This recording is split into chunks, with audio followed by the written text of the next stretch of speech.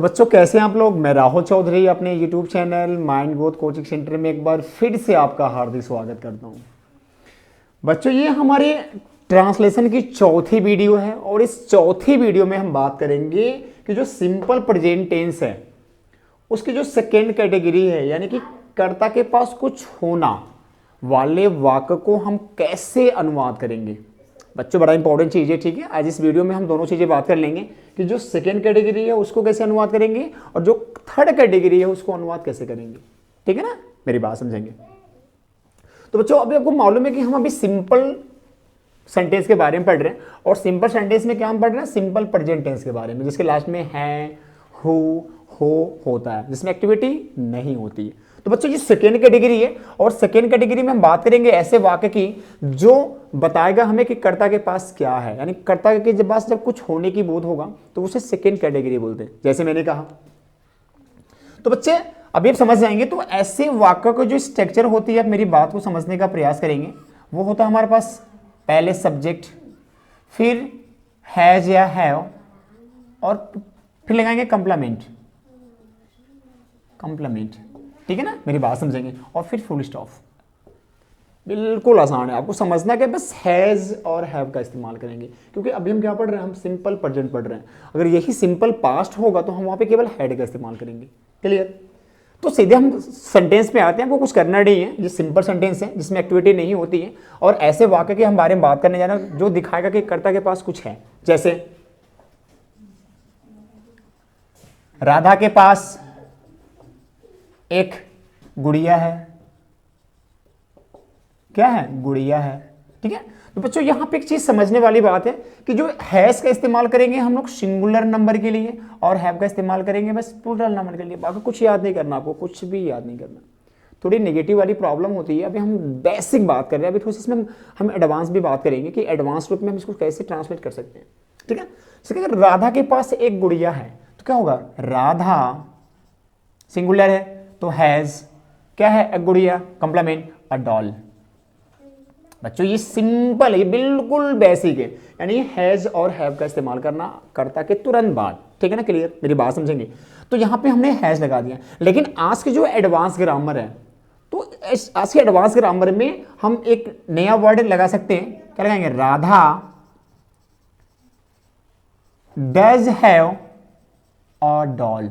ये advance grammar है। हम डज, डू का इस्तेमाल करके केवल हैव का इस्तेमाल कर सकते हैं। ये आपका एडवांस ग्रामर है। आप ऐसे भी इसको ट्रांसलेट कर सकते हो। मैंने क्या कहा कि Radha does have a doll. बच्चों बड़ा इंपॉर्टेंट चीज है। मैंने क्या कहा, यहाँ पे हमने डज का इस्तेमाल क्यों किया, क्योंकि यहाँ पे राधा सिंगुलर है। अगर यहाँ पे यही कोई प्लूरल होता तो हम यहाँ पे डू का इस्तेमाल करते और हैव का ही इस्तेमाल करते। हम हैज का सेकेंड वाली कैटेगरी में हम कभी भी हैज का इस्तेमाल नहीं करते हैं। एक समझते हैं सेकेंड सेंटेंस जो हमारा बहुवचन होगा। मैंने कहा उनके पास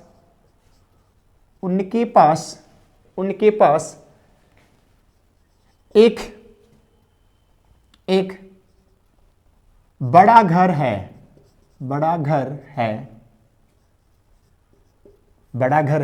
तो क्या होगा, दे, तरीका पहला, दे हैव।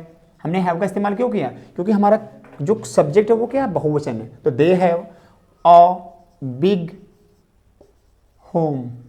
तो they have a big home या बिग हाउस का भी इस्तेमाल आप कर सकते हो, बिग हाउस, ठीक है।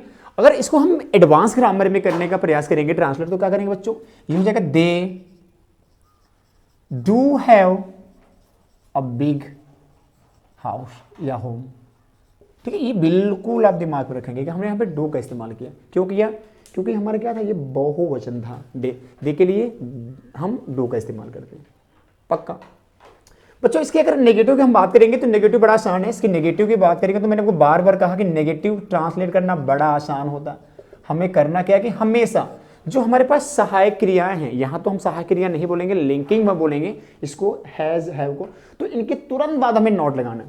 यानी कि नेगेटिव सेंटेंस के बारे में बात करेंगे तो हमारी स्ट्रक्चर क्या बनेगा, पहले सब्जेक्ट, फिर हैज या है में से किसी एक को लगाएंगे, तुरंत नॉट लगाएंगे और फिर कंप्लीमेंट लिखेंगे, कंप्लीमेंट, लास्ट में फुल स्टॉप। ये हमारी क्या हो गई, नेगेटिव हो गई। ठीक है, इसको हम समझते एग्जाम्पल, जैसे मैंने कहा, मेरी बात समझेंगे बच्चों, ये बड़ा इंपॉर्टेंट चीज है नेगेटिव सेंटेंस का। ठीक है, जैसे मैंने कहा कि मेरी 4 बहनें नहीं हैं, मेरी 4 बहनें नहीं है, मेरी 4 बहनें नहीं है, मेरी बात समझेंगे। ठीक है, तो इसको बेसिकली हम पहले क्या इस्तेमाल करते थे, मेरी बात समझेंगे, ये बेसिक है, ये हमारी बेसिक है। अभी हम एडवांस के बारे में बात करेंगे, ये हमारी बेसिक है जो पहले आपने पढ़ा था। तो इसके अकॉर्डिंग क्या करेंगे, आई हैव नॉट 4 सिस्टर्स। बच्चों ये हमारी बेसिक है, लेकिन एडवांस में क्या करेंगे, मेरी बात समझेंगे, जो हमारी एडवांस में, जो हमारी एडवांस है, इसमें हम ऐसे इस्तेमाल करेंगे, पहले सब्जेक्ट प्लस डज या डू प्लस हैव और प्लस कंप्लीमेंट।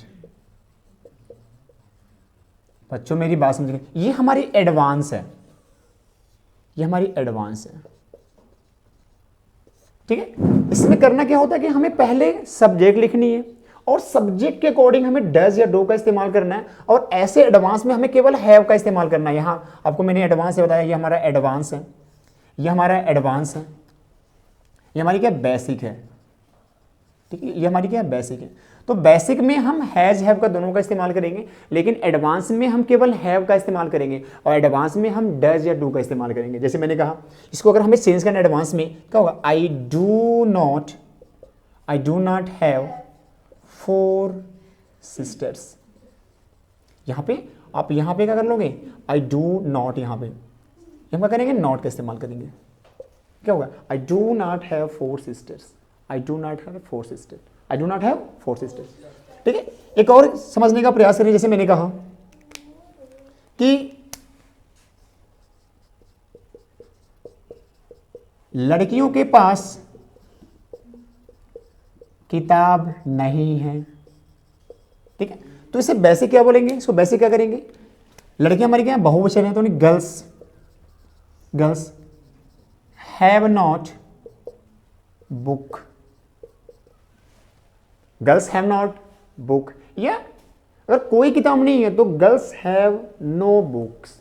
यहां लड़कियां तो हम पे बुक्स कर लोगे, किताब नहीं है। ठीक है, अगर इसको एडवांस में करेंगे तो क्या होगा, हमारा गर्ल्स डू नॉट हैव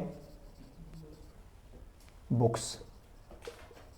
तो ये बिल्कुल दिमाग में इसको करने का प्रयास करेंगे कि एडवांस में हम हैज का इस्तेमाल नहीं करेंगे और डू या डस का इस्तेमाल करेंगे। तो अब प्रयास कहां करेंगे, एडवांस को बनाने का प्रयास करेंगे, ताकि हमें आगे चल के दिक्कत ना हो सके। तो चलिए हम बात करते हैं इंटरगेटिव की फर्स्ट कैटेगरी को, जो मैंने बात किया था कि जब वाक्य क्या से स्टार्ट होते हैं, है कि नहीं। देखते हैं बच्चों, इसको नोट कर लिए, नोट हो गई ये। चलिए मैं बता रहा हूं,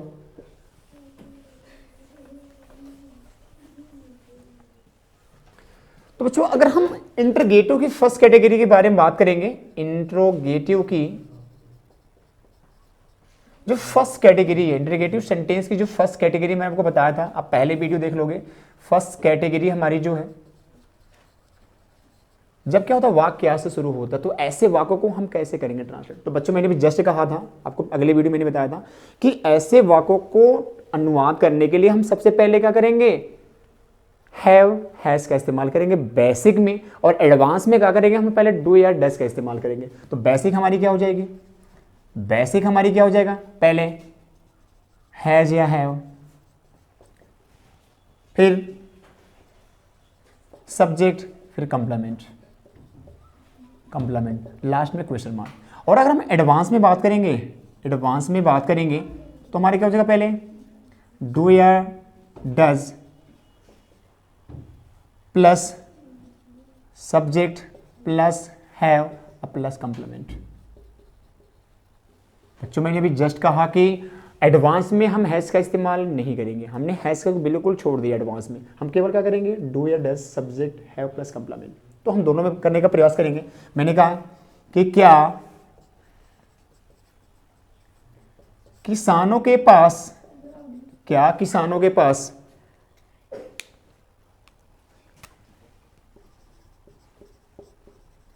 खुद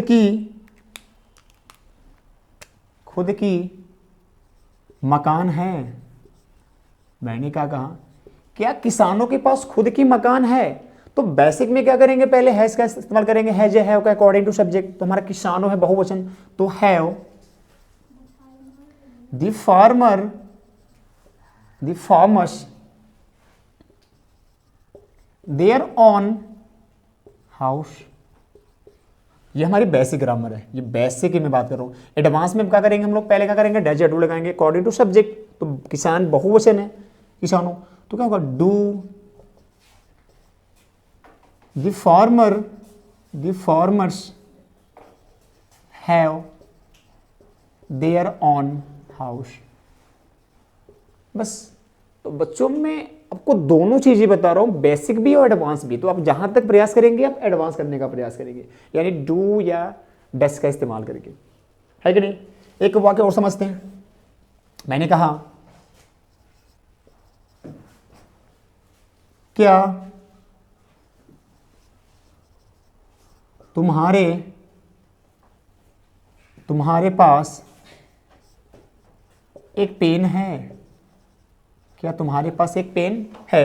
तो अगर इसको हम बेसिक में करेंगे तो बेसिक में क्या होगा, तुम्हारे मतलब यू होता है, तो क्या होगा, हैव यू अ पेन। ठीक है, इजी है, हैव यू अ पेन। लेकिन इसको अगर हम एडवांस में करेंगे तो क्या होगा, ये हमारी बेसिक है। एडवांस में क्या होगा, do you have a pen, है कि नहीं बच्चों। तो ये बड़ा आसान चीज है। मैंने अभी जस्ट कहा कि आप जहां तक प्रयास करेंगे इसको आप एडवांस में करने का प्रयास करेंगे, डू या डस का इस्तेमाल करेंगे, फिर सब्जेक्ट का इस्तेमाल करेंगे और हैव का इस्तेमाल करेंगे, फिर कंप्लीमेंट लगाएंगे। यानी कि बेसिक में हम दोनों का इस्तेमाल करेंगे, हैव या हैज का, लेकिन एडवांस में हम केवल हैव का इस्तेमाल करेंगे डू या डस के साथ, है कि नहीं। तो चलिए इसके बाद समझते हैं हम सेकेंड कैटेगरी को कैसे अनुवाद करेंगे। इसको आप स्क्रीनशॉट ले भी सकते हैं, इसको नोट भी कर सकते हैं, बिल्कुल इजीली आप इसको नोट कर सकते हैं। इसको समझने का बिल्कुल प्रयास करें, ऐसे वाक्यों को ट्रांसलेट करने का बिल्कुल प्रयास करें, ताकि आपको दिक्कत आज के बाद बिल्कुल ना हो। तो चलिए देखते हैं कि सेकेंड कैटेगरी जो होगी उसको हम कैसे अनुवाद करेंगे। इसको मैं रेज कर रहा हूँ, उसको नोट कर, वहां नोट कर सकते हैं। यहां मैं आपको बता रहा हूं कि बच्चों सेकेंड कैटेगरी क्या होगी। अगर हम बात करेंगे सेकेंड कैटेगरी की, तो आप यहां देख सकते हैं कि सेकेंड कैटेगरी, अभी मैंने आपको बताया था कि सेकेंड कैटेगरी ऐसे वाक्य होती हैं जिन वाक्यों में प्रश्नवाचक सब बीच में आते हैं। जैसे मैंने कहा पहला वाक्य, तो ऐसे क्या करेंगे, पहले ऐसे वाक्यों को अगर हमें ट्रांसलेट करना है तो बेसिक में क्या होते हैं, बेसिक में क्या करेंगे, पहले क्वेश्चन वर्ड लिखेंगे, क्वेश्चन वर्ड, फिर हैज या हैव, फिर सब्जेक्ट और फिर कंप्लीमेंट। ठीक है बच्चों, लास्ट में क्वेश्चन मार्क। लेकिन अगर यही एडवांस में करेंगे, तो क्या होगा, पहले क्वेश्चन वर्ड, फिर डू या डज, फिर सब्जेक्ट, फिर हैव और फिर कंप्लीमेंट और लास्ट में क्वेश्चन मार्क। तो बच्चों आप ज्यादा फोकस एडवांस पे करोगे, ठीक है। जैसे मैंने कहा तुम्हारे कितने भाई बहन हैं, ठीक है, कह कि तुम्हारे कितने भाई बहन हैं, तो कितने हमारे क्या होगा, ये क्वेश्चन वर्ड बोलते हैं ना, पहले ये इस्तेमाल करेंगे तो हाउ मैनी, ठीक है ना। पहले हम बात करेंगे बेसिक में, तो how many brothers and sisters have you, है कि नहीं। ये हमारी बेसिक है। लेकिन अगर इसको हम एडवांस में करेंगे तो क्या होगा, ये होगा how many brothers and sisters do you have. तो बच्चों अंतर कुछ नहीं होता, बस हम यहां पे डू का इस्तेमाल करेंगे और डू या डस के बाद केवल हम हैव का इस्तेमाल करेंगे, हैज का इस्तेमाल नहीं करेंगे, है कि नहीं। एक और वाक्य को समझने का प्रयास करते हैं। राधा के पास किताब क्यों नहीं है, किताब क्यों नहीं है। ये ऐसे वाक्यों को हम इंट्रोनेगेटिव सेंटेंस बोलते हैं, जो हमारा इंट्रोगेटिव भी है और ये नेगेटिव भी है। ठीक है, ऐसे मेरी बात समझेंगे बच्चों। ऐसे बहुत सारे वाक्य हैं जिसमें होते क्या है कि वो ऑलरेडी इंट्रोगेटिव में होता है लेकिन उसमें नेगेटिव होता है, तो बच्चों ऐसे वाक्यों को हम इंट्रोनेगेटिव सेंटेंस बोलते हैं। यानी बच्चों अब हम बात करने जा रहे हैं कि जो सिंपल प्रेजेंट टेंस की जो थर्ड कैटेगरी है, आई मीन इसकी पहचान क्या होती है कि किसी क्रिया के अंत में हुआ, हुई, हुए वाले वाक्यों को हम कैसे ट्रांसलेट करेंगे। बच्चों ये बड़ा इंपॉर्टेंट चीज होती है कि अक्सर हमने देखा होगा कि लास्ट में क्रिया के अंत में हुआ, हुई, हुए होते, तो ऐसे वाक्यों को ट्रांसलेट कैसे करेंगे। तो आज बिल्कुल आप बिल्कुल श्योर हो जाओगे, आज के बाद आपको कोई डाउट नहीं होंगे। यानी कि ये सिंपल सेंटेंस के बारे में बात कर रहे हैं और मैंने आपको बार बार कहा कि सिंपल सेंटेंस वो सेंटेंस है जिसमें एक्टिविटी नहीं होता है, यानी कि कर्ता कोई एक्टिविटी नहीं करता है। यहां पे ऐसे वाक्य में जो कर्ता की अवस्था या स्थिति बताई जाएगी। जैसे मैंने कहा, मेरी बात समझोगे, अभी समझ जाओगे। मैंने कहा कि मेरा मोबाइल टूटा हुआ है। ठीक है, तो अक्सर बच्चे कंफ्यूज यहां पड़ जाते हैं कि ये टेंस है, लेकिन बच्चों ये टेंस नहीं है। आपको मैंने बार बार ये समझाने का प्रयास किया कि ये सिंपल सेंटेंस है, क्योंकि इसमें कर्ता कोई काम नहीं कर रहा है। अगर कर्ता उस एक्टिविटी को करेगा तभी वो टेंस होगा। यहां जो मोबाइल है उसकी अवस्था बताई जा रही है कि मोबाइल क्या हुआ, टूटा हुआ। तो ये बहुत सारे ऐसे वाक्य मिलेंगे, टूटा हुआ है, बच्चा बैठा हुआ है। ठीक है, तो ऐसे बहुत सारे देखेंगे। जैसे मैंने कहा पंखा लटका हुआ है। ठीक है, पंखा लटका हुआ है। तो यहां पे आपने क्या देखा कि कहीं भी एक्टिविटी नहीं हो रहा, वो कर्ता की अवस्था या स्थिति बताई जा रही है। ये पहचान वही है, क्रिया हुआ या हुई, है कि नहीं। तो समस्या क्या है कि ऐसे वाक्यों को हम ट्रांसलेट कैसे करेंगे। बच्चों मेरी बात समझने का प्रयास करेंगे। ऐसे वाक्यों को करने के लिए हमें क्रिया की थर्ड फॉर्म या क्रिया की आईएनजी फॉर्म का इस्तेमाल करना पड़ता है। लेकिन जहां तक देखा गया कि हम अक्सर क्रिया की थर्ड फॉर्म का इस्तेमाल करते हैं। ये बड़ा आसान है, यानी कि इसको ठीक है करते क्या है कि जो कर टूटा हुआ, यहां बैठा हुआ और ये लटका हुआ, इनके लिए हम क्रिया की थर्ड फॉर्म या क्रिया की आईएनजी फॉर्म का इस्तेमाल करेंगे। अगर किसी ऑब्जेक्ट के, आप मेरी बात में, अगर कोई निर्जीव वस्तु की बात हो रही है तो वहां पे हम क्रिया की थर्ड फॉर्म इस्तेमाल करेंगे। और किसी आदमी की जो एक्टिविटी है, जैसे बच्चा बैठा हुआ, बच्चा लेटा हुआ, बच्चा खड़ा है, तो ऐसे में हम क्रिया की आईएनजी फॉर्म का इस्तेमाल करते हैं। कैसे देखते हैं। मेरा मोबाइल टूटा हुआ है तो माई मोबाइल इस का इस्तेमाल करेंगे। यहां पे मैंने कहा भी आपको कि ना कि इस पहचान क्या होता है हो, और इसमें हम क्या करते हैं, इस्तेमाल करते हैं इज एम आर का इस्तेमाल करते हैं। ये बिल्कुल आप दिमाग रख लेते हैं क्योंकि हम सिंपल के बारे में बात कर रहे हैं, सिंपल बात कर रहे हैं।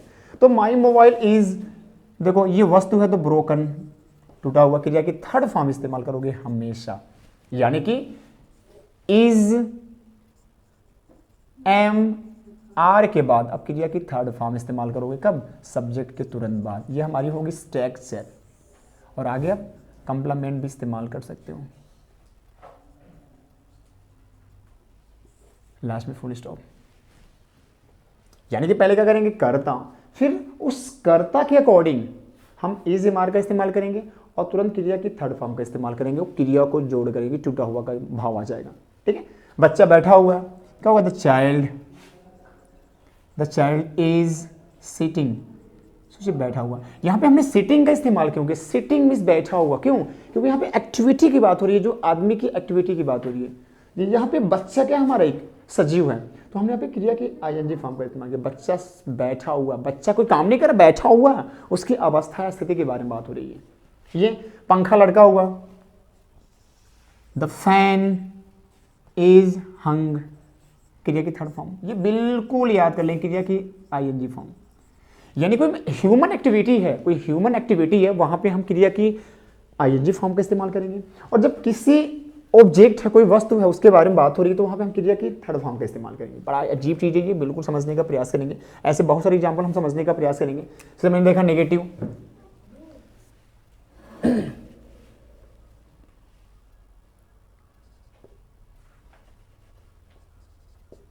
किताब का पेज फटा हुआ है। तो किताब का पेज फटा हुआ है, फटा हुआ, तो कैसे क्या बोलेंगे, फटा हुआ है। देखिए फटा हुआ, ठीक है, क्या बोलेंगे, the page of the book is, एक पेज की बात हो रही है, इज क्या होता है फटने का, टॉर्न, टीयर फटना, इसका क्या होता है, थर्ड फॉर्म टॉर्न होता है, यानी किताब क्या हुआ, फटा हुआ है कि नहीं है। ऐसे बहुत सारे सेंटेंस हैं, जैसे मैंने कहा अगर हम बात करेंगे तो अगर हम इसमें कि नेगेटिव होती है तो हम नॉट का इस्तेमाल कब करेंगे, मैंने पहले भी कहा था कि नॉट का इस्तेमाल करेंगे हमेशा इजी मार्क के बाद। ये बड़ा आसान चीज़ है, अगर नेगेटिव सेंटेंस आ गया तो हम क्या करेंगे, इजी मार्क के बाद हम नॉट का इस्तेमाल करेंगे। और फर्स्ट कैटेगरी जैसे क्या वाले, क्या क्या कुर्सी टूटी हुई है कि नहीं, क्या कुर्सी टूटी हुई है। तो मैंने आपको बार बार कहा कि कभी भी क्या से स्टार्ट होंगे इसे हम इंटरोगेटिव की फर्स्ट कैटेगरी बोलते हैं। तो इसमें हम क्या अंग्रेजी नहीं लिखते हैं, क्या लिखते हैं, पहले उसके जो हमने लिंकिंग वर्ब इस्तेमाल किया, चाहे जो हेल्पिंग वर्ब इस्तेमाल किया, तो हम उसको सबसे पहले लिखेंगे, क्या लिखेंगे, तो इज द चेयर ब्रोकन, बस कुछ नहीं, is the chair broken, is the chair broken, है ना। क्या दरवाजा खुला हुआ है, खुला हुआ है, क्या होगा, इज द डोर ओपेन्ड, है कि नहीं है। तो बड़ा आसान हो गया, यानी कि हमेशा हम क्रिया की थर्ड फॉर्म का इस्तेमाल करेंगे, कब, जब किसी ऑब्जेक्ट के बारे में कुछ बात की जा रही हो, और अगर ह्यूमन एक्टिविटी बात हो रही है तो वहां पे हम क्रिया की आईएनजी फॉर्म का इस्तेमाल करेंगे, है कि नहीं बच्चों। एक एग्जांपल हम समझेंगे,